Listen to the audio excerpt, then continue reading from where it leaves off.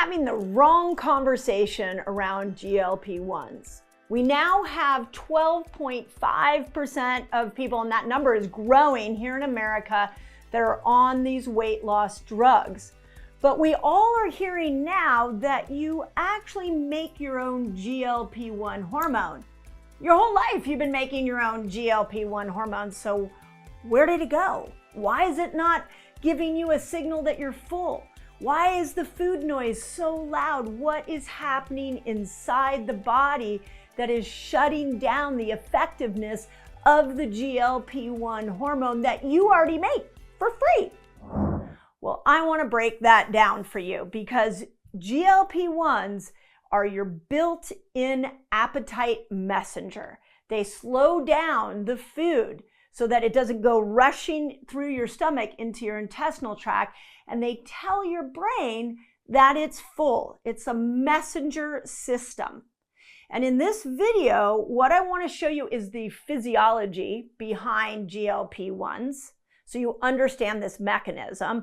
Those of you who are on the drugs, this is really important because if you want to get off the drugs, this will really help you understand why the drug is giving you a certain result.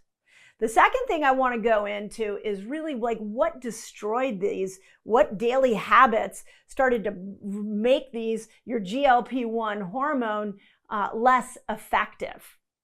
And most importantly, I want to show you what you can do to reset your GLP-1 in 24 hours. And this is not a promise. This is a strategy. And specifically, I'm going to go through and show you what like a full day would look like, a 24-hour period. If you were going to take tomorrow and you were going to reset your GLP-1s, what would it look like from morning to night so we can break this down? And then as always, I'll give you 5 action steps that you can use well beyond the 24-hour period so that you get your GLP-1 hormone working better for you. Ready? Sound like a good plan? Okay, let's dive in.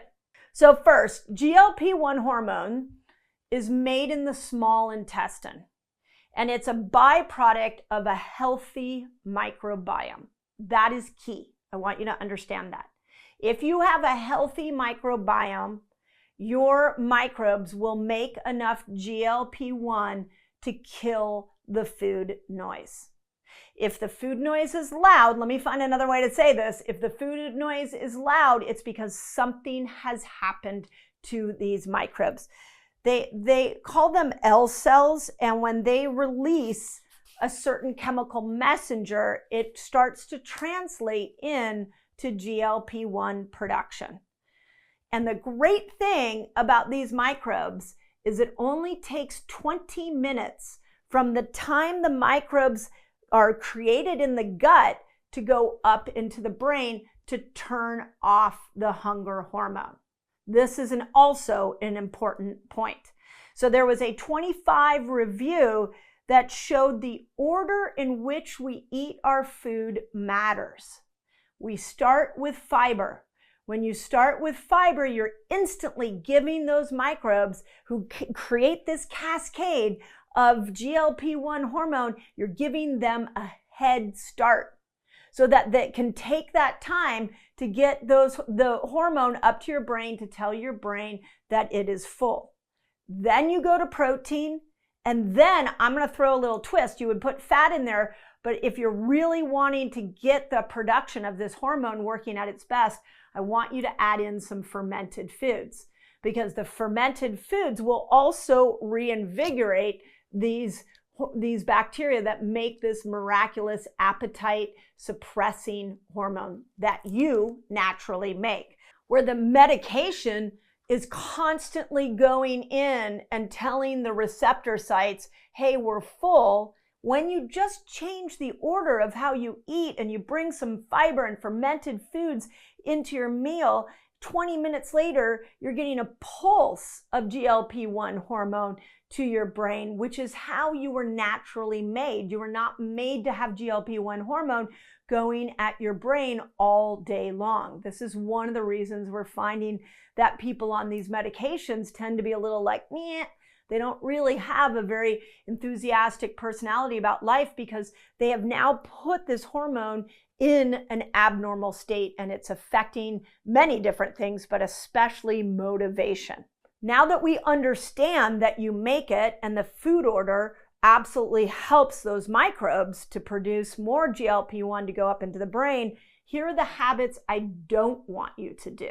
This is what starts to destroy these microbes and will diminish not just the production, but your brain's ability to actually hear the hormone, okay? Number one is don't eat the second you wake up. Rushing to food is never going to affect real hunger. You were not made to eat the moment you wake up in the morning. So give it at least an hour, settle in, don't turn on, I don't even want you turning on your phone and getting all that stress in there. Have a slow, easy morning and then see where you're hungry. Personally, I have helped millions at this point. People use fasting as a tool. And I've always used to teach, push the breakfast back an hour, 2 hours. And one of the reasons that I like that is because it lets your body sort of ease into the day and it wakes these microbes up, gets them ready to make this hormone. But I know a lot of you work out in the morning. I know a lot of you are getting messages that you should be eating protein in the morning. So I like to give you a variety of ideas so you can choose for yourself. But ideally, a slower morning, delaying eating an hour or two is incredibly effective for the microbes that make GLP-1 hormones specifically.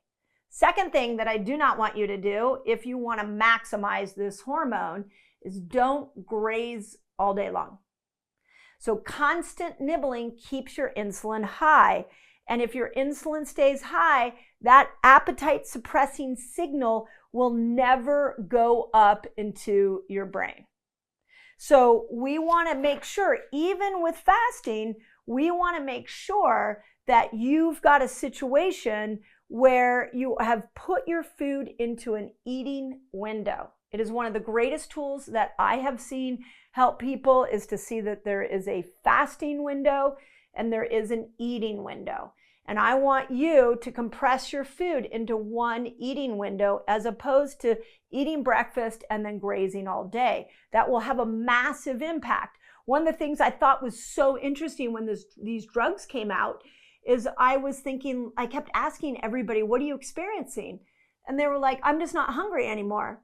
And I thought, yeah, that's what happens when you start to fast. It's the same thing that I see with a fasting lifestyle. And a lot of that is because there's something magical that happens with that delay of breakfast. Now, I also think eating your dinner earlier can have an effect, but for the sake of this conversation, when we're looking at the microbes in the morning, don't put food on it first thing in the morning. And what we know is that without all of that extra food, that your body can have a slower wake up and you can be in a natural rhythm. Okay, third habit I don't want you to do is don't eat fast and distracted. You need that 20 minutes. Think 20 minutes from the time you eat until the signal gets to your brain to tell your brain it's full. That's 20 minutes. So I love the idea of a small salad while you're even cooking your meal. And then that will start to make it so that the satiety experience in the brain will hit before you're just shoveling tons and tons of food into your mouth. Let's let that hunger, the suppression of hunger signal, give it some time, give it 20 minutes so it can get up into the brain. Okay, third thing I don't want you to do is live on ultra-processed foods. I've done a lot of videos here on YouTube. I've studied metabolic health from many angles, and I will tell you we are in this mess because of ultra-processed foods. Those fats, those toxic fats, the canola oil, the cottonseed oil, all of those, what ends up happening is they kill the microbes that produce GLP-1 hormone. So we want to bring those microbes back. And when you're eating an ultra-processed food diet that is low in fiber, you're going to find more destruction of those microbes. In fact, talk to any one of your friends that are on these hormones and ask them, what was your diet like before the hormone? How much fiber did you have before the hormone? Because you'll start to see that their lifestyle created a situation, no judgment, I'm not judging it here, but I'm just saying that there is a lifestyle that creates the ineffectiveness of the GLP-1 hormone system, which is great news. Because if there's a lifestyle that created it, there's a lifestyle that can fix it. But we got to get off the ultra-processed foods, and we got to get off the low-fiber diets.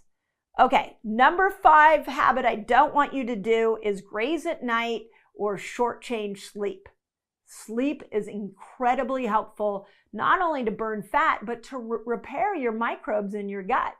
And you don't want to graze at night and go to bed on a full stomach, because think about those bacteria, think about those microbes. Now they're having to do all kinds of work, and you put them into a rested state so they can't do the job they're supposed to do, making these GLP-1 hormones. It's interesting because there's a 24 review on GLP-1 and the gut, which found that when you don't feed these bacteria enough fiber, they can't make something called a short chain fatty acid that switches the whole GLP-1 system on. So without fiber, I can't say this enough, without fiber, your GLP-1 system literally goes silent and the food noise goes through the roof. So your cravings aren't failure. They are feedback that the signal, the appetite suppressant signal isn't getting made. And fiber is a big piece of how you turn it around. Okay, what would a 24-hour day look like? How does this work? Yeah, I promised you I would teach you how to reset this within 24 hours. So, okay, you wake up in the morning. Upon waking, you're in a fasted state. You can do some water. You can do some light movement, maybe some stretching, some yoga. You can go walk your dog. You can go surfing like I do. But just you want to wake up slowly. I like to meditate in the morning, read some books, but don't put any food in your belly first thing in the morning. Yes, you can have coffee. Make sure it's clean coffee.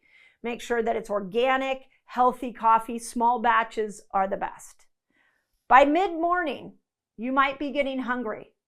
So that very first meal, I want you to get 30 grams of protein in that meal. Why?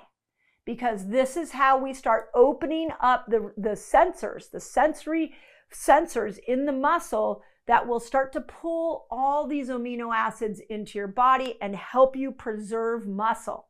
This also, by the way, what I'm teaching you right now could be incredibly helpful if you're on these drugs and you want to eventually get off of them. What I'm teaching you right now is a lifestyle that would pair with that. But that first breakfast, you want to focus on, okay, I'm getting my fiber, right? We talked about that.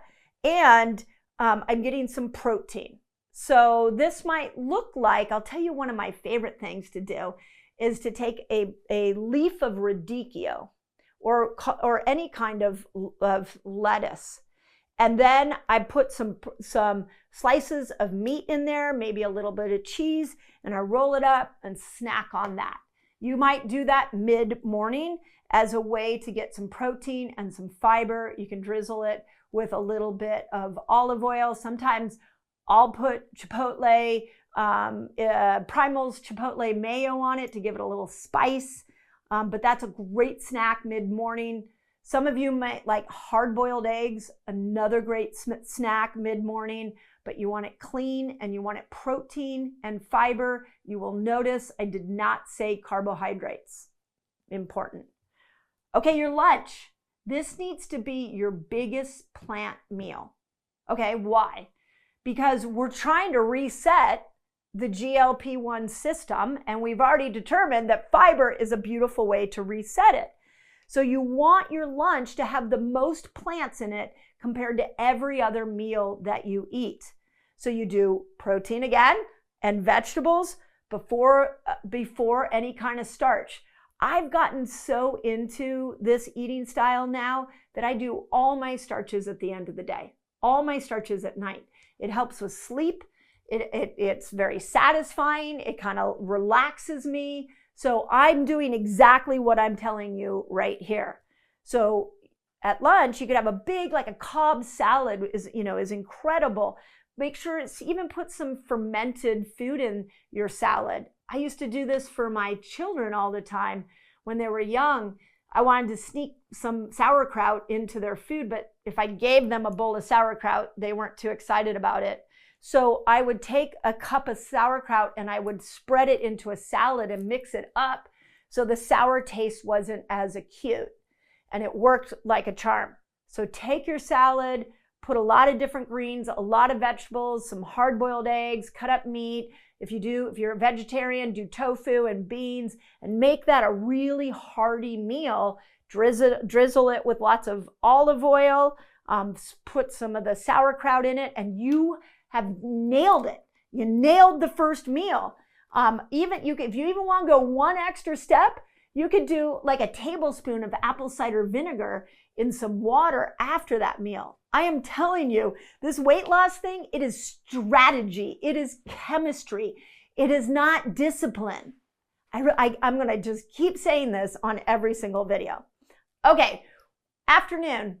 What do you do if you're hungry in the afternoon?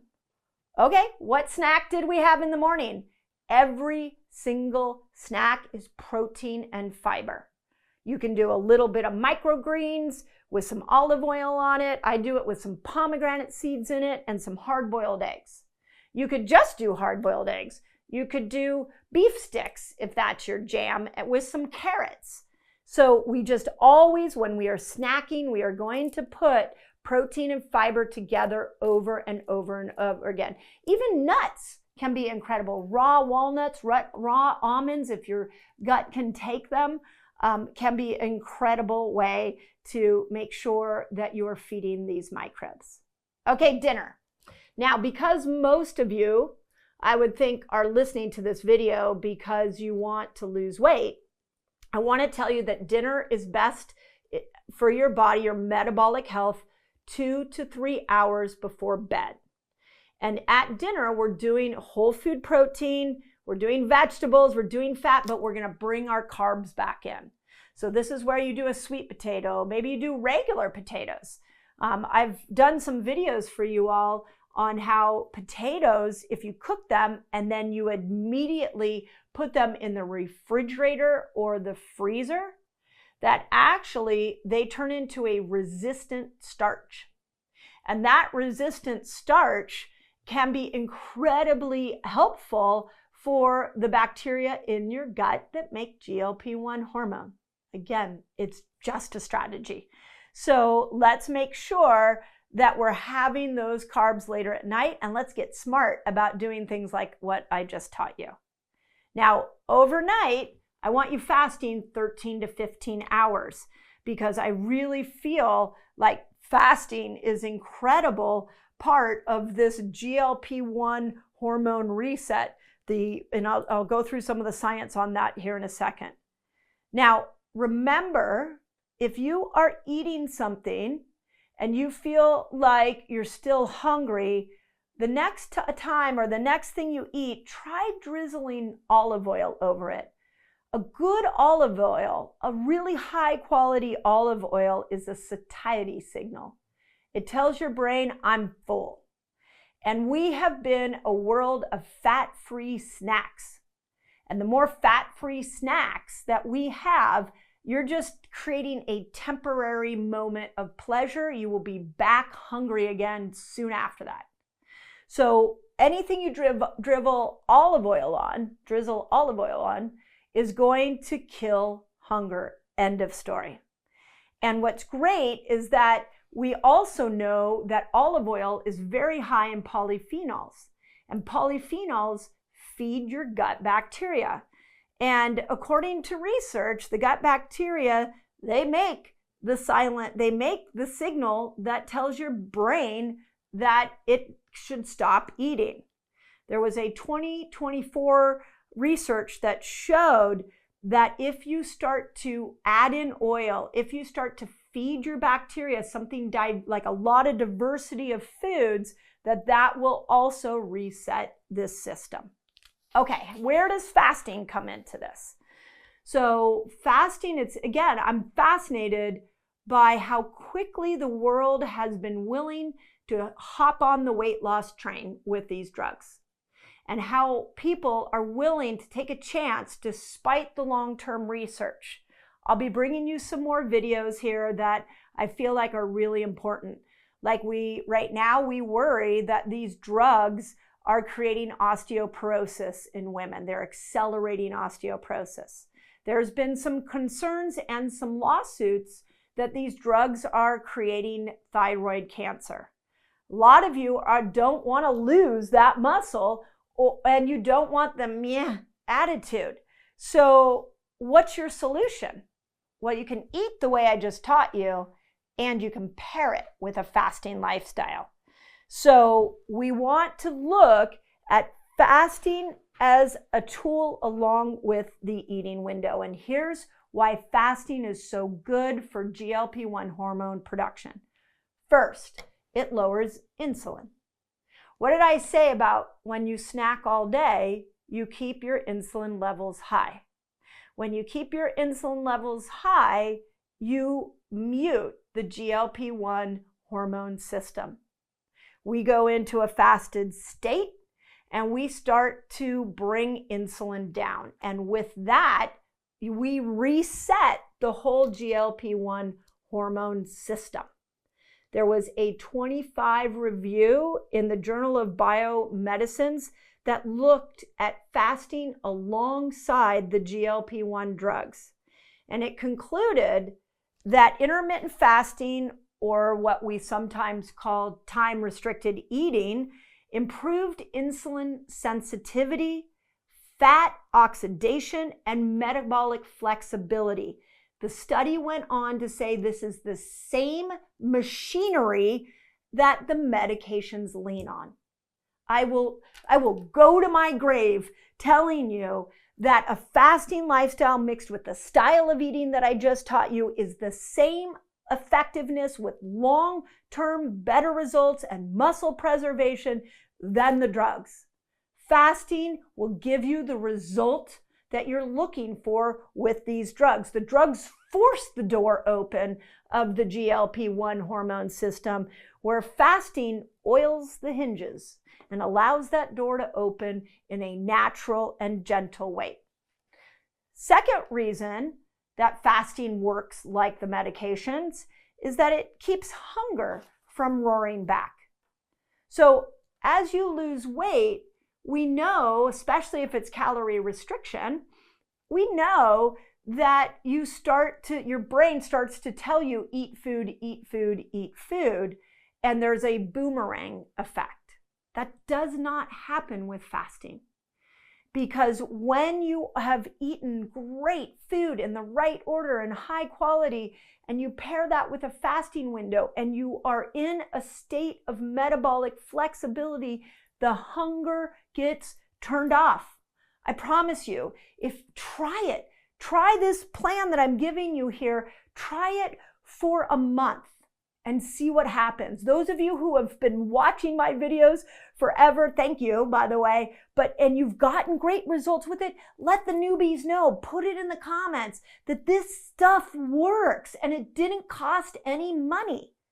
So what we know based off of research is that fasting can not only bring that insulin down, not only help the metabolic flexibility, but it reshapes the gut microbiome, specifically one microbe called Akkermansia. And Akkermansia is the microbe that makes the GLP-1 system work. It produces the hormone and it makes the system work. There is a 25 current review in current obesity reports that noted that time-restricted eating, aka fasting, shifts your gut bacteria towards the strains whose metabolites can enhance GLP-1 release and appetite regulation. I am not joking. Try it. Okay, fourth thing that fasting does is that it puts your body in a fat burning state, and it creates a body that wants to burn fat. Okay, what does that mean? That means that every time we switch over into 12 hours, 13 hours, 15, 17, 24 hours, we are priming what we call the fat burning metabolic system. And your body starts to understand that when you don't have food, that there is fat to be burned to make a ketone. And so the more we fast, the more we practice fast. This is why we do our fast training week here. Hit the subscribe button so you start to get a notification when we do this once a month. As a free service to you all, I walk you through different ways to fast, and we test out different fasts together. And when you get into this metabolically flexible state, the hunger will go away and your body will naturally burn fat. My people who have been here, put it in there. Okay, the other part about fasting that I want to point out is if you're a woman, we want to make sure that most days you're doing a 13 to 15 hour fast. You're fasting to your cycle, like I taught you in Fast Like a Girl. And we want to make sure that if things get really stressful, that we bring our fasting behaviors down. Women, when we start to get that cortisol stacking, habit upon habit upon habit, our body, our microbes, our metabolic system starts to go into a freeze mode, and you will not make these GLP-1 hormones.